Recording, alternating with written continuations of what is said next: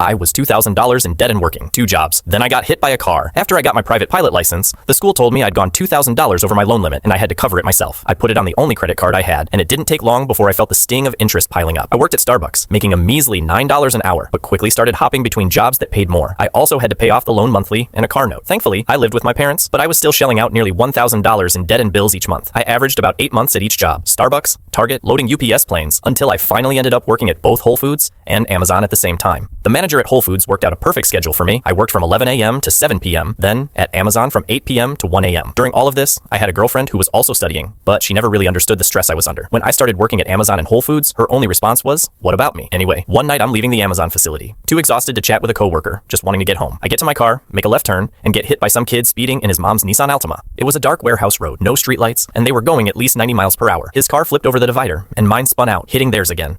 During all of it, all I remember is seeing the car go dark and gripping the wheel. When I finally came to, I had to crawl out of the passenger seat, realizing something was wrong with my knee and shoulder. I was taken to the hospital and told I needed surgery. My girlfriend visited me and kept me company, but when no one was around, I cried a lot, thinking about what I was going to do next. I was eventually sent home in a wheelchair. The first night I'm home, my girlfriend comes over and says she wants to take me for a walk. She pushes my wheelchair to a bench a block from my house and tells me she needs to know if we're going traveling in the next 6 months. For her, it's mandatory, something we'd talked about before the accident, but never as an ultimatum. I was taken aback at first, trying to collect myself, and then I pretty much told her to look at the situation. Yeah, I'd love to go traveling, but it wasn't in the cards right now. If she needed that, she could find someone else. She shut right up as she wheeled me back home. I told her that if she really wanted to travel, we could help her find a better paying job, because I was working 2 jobs paying me $15 an hour, and she could do the same. That never happened. She just sat around and told me I didn't prioritize her, constantly bringing up traveling. Fast forward 3 months, and I'm barely walking again. I'm only working at Whole Foods now. One day she calls me to celebrate completing her therapy, so we grab drinks. She tries to bring up traveling again, and I tell her how overwhelmed I am. This turns into an argument in her car, where I tell her that her constant demands eat away at my self-worth. She apologized, the waterworks came, and we ended the night. But then, she calls me before bed, begging me again about traveling. That's when I broke up with her the next day. 2 weeks later, my dad finds a lawyer who looks at the accident case and works some magic with the insurance. The lawyer ends up getting me a check that erases all my debt 3 times over. This came right before COVID started, so I got to stay home and properly rest, emotionally and physically. I picked up rollerblading and started studying again. Every now and then, I wonder how much money I would have wasted on that girl if I hadn't broken up with her. I like to think I'm over it, but it still riles me up. Definitely dodged a bullet there.